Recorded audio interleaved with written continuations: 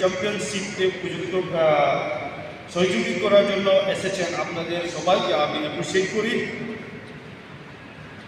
এরপরে আমি বলতে চাই যে এই অপরচুনিটিটা আপনারা কোনোদিন ছাড়বেন না, যে ত্রিপুরা মার্শাল আর্টস অ্যাসোসিয়েশন যখন আমরা ছিল তখন ছিল না, এই সুযোগটা আমরা পাচ্ছিল না। সেই জন্য আজকে আমি নিজেকে মনে করে আপনারা খুব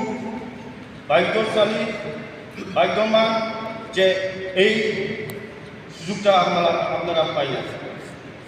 এরপরে আমি অনুরোধ করব আমাদের জয়েন্ট সেক্রেটারি এবং আমাদের general secretary of karate Tripura অ্যাসোসিয়েশনের যতটুকু সম্ভব আপনাদের সাথে থাকার রোয়ার এবং তাদের সহযোগিতাটা আমরা আশা করি।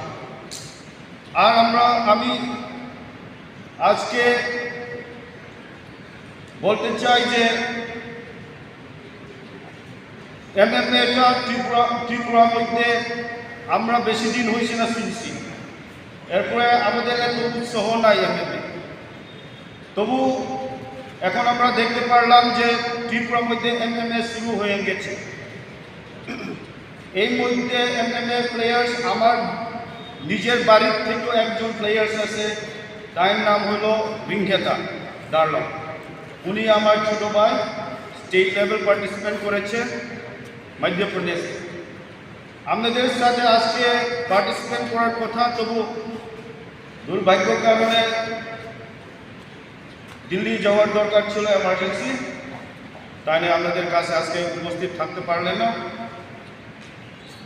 আমাদের এমএমএ প্রমোট করার জন্য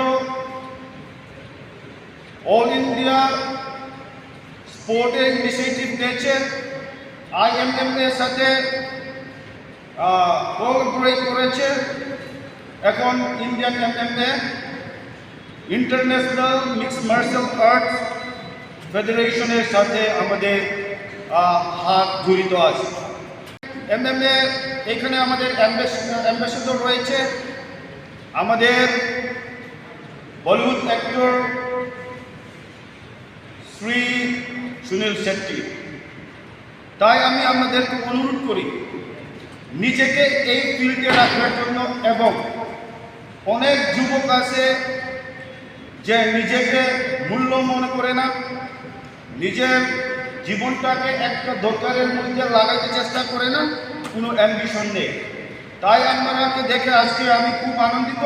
আপনারা একটা এইম আছে, আপনাদের এইমের লোকে আপনারা জড়িত থাকেন, আপনারা ফিজিক্সটা একদম ফিট রাখেন, ধূমপান করবেন না, না হলে আমাদের নিজের শরীরটা দুর্বলতা হয়, আমাদের ড্রিমটা নষ্ট হয়, ধ্বংস হয়, এরপরে আমাদের অ্যাম্বিশনটা আমাদের হাতে থাকে না। সেই জন্য আজকে আমি অল্প কথা বলে আমার সংক্ষিপ্ত ভাষণ এখানে শেষ করলাম। All the best, all the fighters. Thank you.